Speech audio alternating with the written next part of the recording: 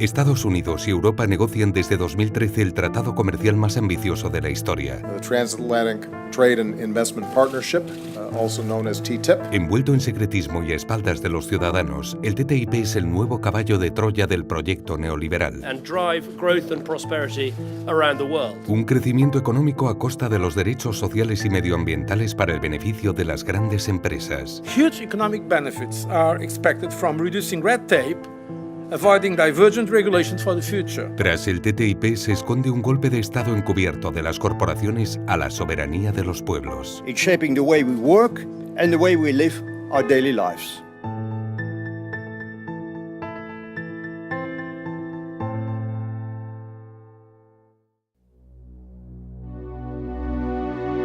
All of the people in American prisons collectively have not stolen as much with guns as the American public, our pension funds, our businesses lost in the near meltdown of the economy.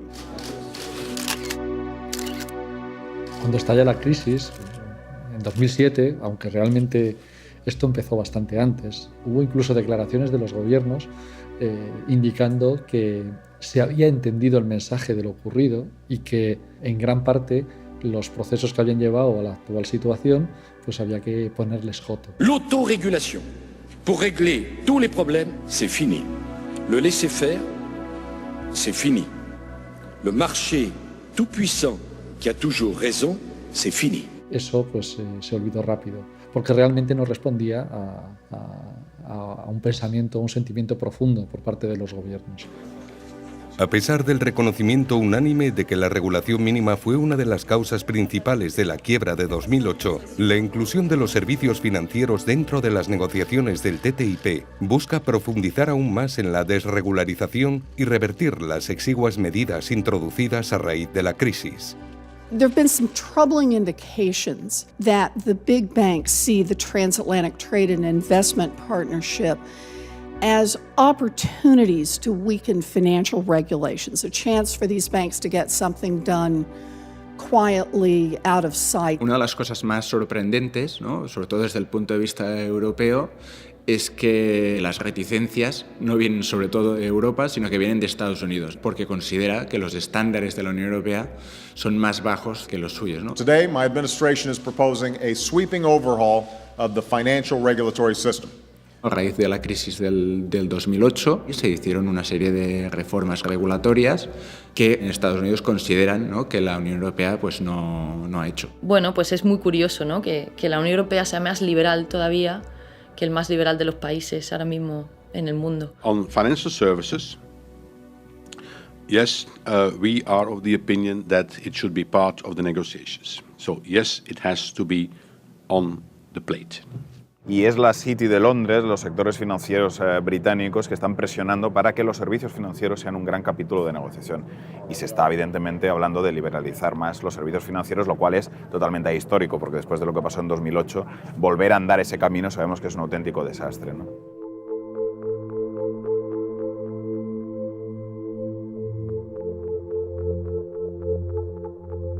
Sachant que la City, c'est tout de même un des plus gros lobby financier d'Europe et qu'ils ont énormément de pouvoir, surtout dans les négociations du TTIP. C'est très marrant parce qu'en fait, quand la fuite de décembre 2013 est sortie et qu'on a vu justement ce poids de la finance dans la coopération réglementaire et au combien elle pourrait mener à plus de déréglementation financière, donc à plus d'instabilité financière, il y a eu un communiqué de presse de la City qui se réjouissait de ce texte et qui disait que ça ressemblait énormément à leur propre brochure.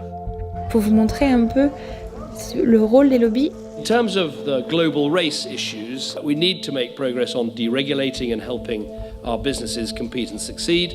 And also we need to make progress on doing these trade deals as the European Union with the fastest growing countries in the world. Las puertas giratorias funcionan de una manera absolutamente palmaria en el caso del sector financiero. De hecho, todo lo que ha ocurrido ha contado en cuanto a avances o retrocesos regulatorios con la participación directa de las entidades bancarias. Realmente, el sistema financiero es de los más regulados que existen. Lo que ocurre es que la regulación está hecha, montada en favor de los grandes poderes financieros. El escándalo del llamado LuxLeaks, que destapó los acuerdos secretos del gobierno de Luxemburgo con más de 300 multinacionales para establecerse en dicho paraíso fiscal y eludir los impuestos en el resto de estados de la Unión Europea, es el más reciente ejemplo de la connivencia política con la ingeniería financiera para la evasión fiscal. J'avais dit que la Commission lutterait contre l'évasion fiscale et contre la fraude fiscale. Jean-Claude Juncker, el actual presidente de la Comisión Europea, era en aquel periodo el primer ministro de Luxemburgo. Nosotros lo más urgente que necesitamos hacer en este sentido es cerrar los agujeros fiscales en Europa. La mayoría de paraísos fiscales están o en territorio europeo o en islas de soberanía europea. En 2015, el dinero oculto en paraísos fiscales ascendía a 7,6 billones de dólares, lo que supone una pérdida de 190.000 millones de dólares en ingresos fiscales cada año. ¡Paraísos fiscales! ¡Banqueros criminales! La liberalización que pretende el TTIP incrementaría los flujos masivos de capitales y se eliminarían todos los controles en los pagos transatlánticos. Asimismo, cualquier nueva regularización del sector sería inefectiva, pues los bancos podrían elegir dónde operar de acuerdo con la legislación más débil. Podemos hablar de cierta hipocresía, no solo de Estados Unidos, sino de la Unión Europea, del G20, cuando se plantean esta lucha contra los paraísos fiscales, contra la erosión de las bases imponibles de las grandes transnacionales y, sin embargo, pues están admitiendo en sus territorios, ocurre igual en Europa, zonas en las cuales la tributación es escasa o nula y que dan muchas facilidades a los extranjeros, sobre todo a las grandes sociedades, para eludir el pago de sus impuestos, Y más en este momento de crisis en el cual vemos cómo se están reduciendo gastos, sobre todo en el ámbito social. En definitiva, se está tambaleando el Estado social, mientras que estas empresas, estas transnacionales, vemos que no acaban de pagar impuestos en la medida en que generan estos beneficios, En definitiva, el Tratado de Libre Comercio con Estados Unidos pues puede ser un paso atrás si no se deja bien atado toda esta cuestión de la tributación de las grandes transnacionales en esta necesaria lucha, No obstante, mediante los mecanismos de protección a las inversiones incluidos en tratados como el TTIP, las multinacionales pueden demandar a los estados que intenten imponer un sistema impositivo más justo. Cuando en 2010 el gobierno indio reclamó a la empresa británica Vodafone que pagara los impuestos correspondientes tras la adquisición de una operadora en su país, la empresa interpuso una demanda amparada por un tratado comercial firmado entre India y Holanda, argumentando que la operación se había efectuado en el paraíso fiscal de las Islas Caimán. Good afternoon, ladies and gentlemen. We are making our economies all over the world more interdependent, and this will make the world safer. El proceso que este tratado estimula, como otras regulaciones que en el momento pasado se han estado aplicando, es el de la concentración del capital y que lo que permiten al final es que haya procesos de oligopolización del sistema financiero en el que unos pocos operadores obtengan grandes cantidades de beneficios económicos. Elementos más potentes, elementos más fuertes que el propio sistema necesita. Pese a que el sector bancario defiende a ultranza una liberalización total del mercado, su supervivencia en esta crisis ha necesitado de millonarias inyecciones de dinero público. En la medida que se estimule la formación de conglomerados financieros de mayor tamaño, se complica aún más dejar a su suerte la posible caída en caso de mala actuación por parte de estas entidades bancarias.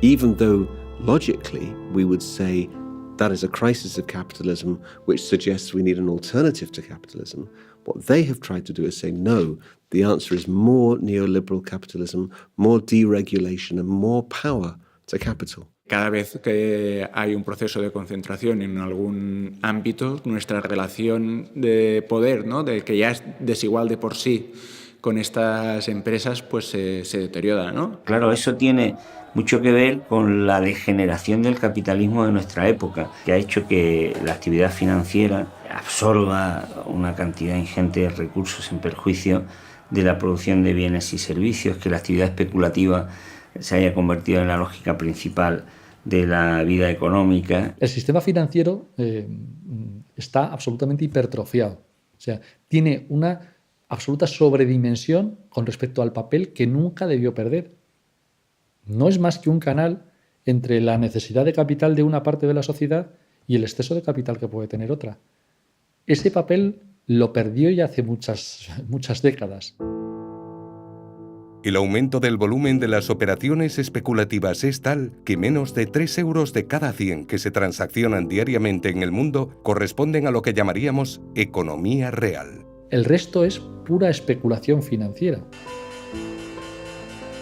Si el problema se quedara en el casino, a los que no juegan no les afectaría lo que ocurra dentro de esas puertas. Pero es que lo que ocurre dentro del casino tiene efectos fuera. Si se especula con derivados sobre el precio del arroz, hay gente que muere de hambre. Hemos cedido toda la soberanía alimentaria que podía haber y la seguridad alimentaria en manos de la Bolsa de Chicago. En el campo mexicano, ¿no? En 2007, 2008, hubo verdaderos asaltos a ferrocarriles que transportaban maíz, ¿no? O sea, fue una crisis alimentaria en toda regla, porque había desabasto, porque justamente todo se estaba manejando en la Bolsa de Chicago. Compañías de seguros, fondos buitre, fondos de inversión apostaron en los mercados de futuro, donde se establece el precio de los granos, básicamente para especular y ganar dinero. Estas prácticas en ese periodo condujeron a un aumento del precio de estos alimentos hasta el 100% de su coste. En consecuencia, la comida se volvió inaccesible para muchas poblaciones de los países del sur, en donde las familias pueden llegar a dedicar un 80% de sus ingresos a la compra de alimentos, generando movilizaciones, las conocidas como revueltas del hambre. O si se especula, como se hace con el precio de los medicamentos, eso supone que haya gente que no tenga tratamientos contra determinadas enfermedades cuya muerte pues, es evitable. Especular con derivados sobre productos de primera necesidad, en mi opinión, debiera estar prohibido. No debiera ponérsele un impuesto, sino prohibirlo. Hay que frenar a ese monstruo que hoy día son las finanzas y recuperar la actividad económica como lo que auténticamente significa, que es sencillamente la actividad de producción de todo aquello que satisface las necesidades humanas, cosa que hoy día realmente no tiene mucho que ver con la economía que estamos viendo a nuestro alrededor. La mayor expansión de los mercados de capitales que conllevaría el TTIP disminuiría la proporción del crédito bancario sobre el total de la financiación de la economía, por lo que las pymes, que suponen un 99% del tejido empresarial europeo y que dependen mayoritariamente de esta vía de financiación, tendrían aún más problemas para subsistir. El tratado que actualmente se está gestando es un paso más en la evolución del sistema capitalista. De un paso más, pero por tanto que es un proceso. ¿Por qué en este momento? Pues por una insuficiencia de crecimiento por otras vías. Al final se trata de buscar lo que algunos entendemos, una huida hacia adelante. ¿Y qué nos va a traer? Pues posiblemente una crisis detrás de otra. Pero claro, los grandes inversores ven que las crisis les son beneficiosas. Y es que la riqueza cada vez se reparte peor, cada vez que hay una crisis son menos los ricos pero más ricos y son esos los que están manejando los hilos. Toda la retórica convencional pasa de puntillas sobre lo que hay en el fondo de la cuestión. Y el fondo de la cuestión es el intento de obtener más y más beneficios a expensas de la ciudadanía de todos los países. Las respuestas a la crisis no han hecho sino incrementar una desigualdad extrema que está alcanzando cotas insoportables. Desde el inicio del presente siglo, el 50% del incremento de la riqueza mundial ha ido a parar a los bolsillos del 1% más rico. En 2015, 62 personas poseían la misma riqueza que 3.600 millones, la mitad más pobre de la humanidad. Yo creo que la naturaleza de los problemas que están hoy día provocando 40 o 50.000 muertos al día de hambre, que 2.700 millones de personas no tengan acceso a agua y saneamiento básico, es el resultado de una inversión radical de los valores y de una lógica económica que se ha convertido en diabólica. TTIP is one step on the road to putting a price on everything.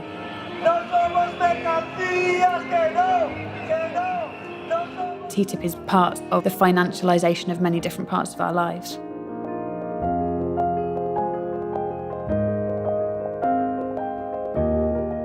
contra lo que atenta el neoliberalismo es contra la humanidad, básicamente. Entonces hay que ser conscientes de eso y buscar otras formas alternativas, ¿no?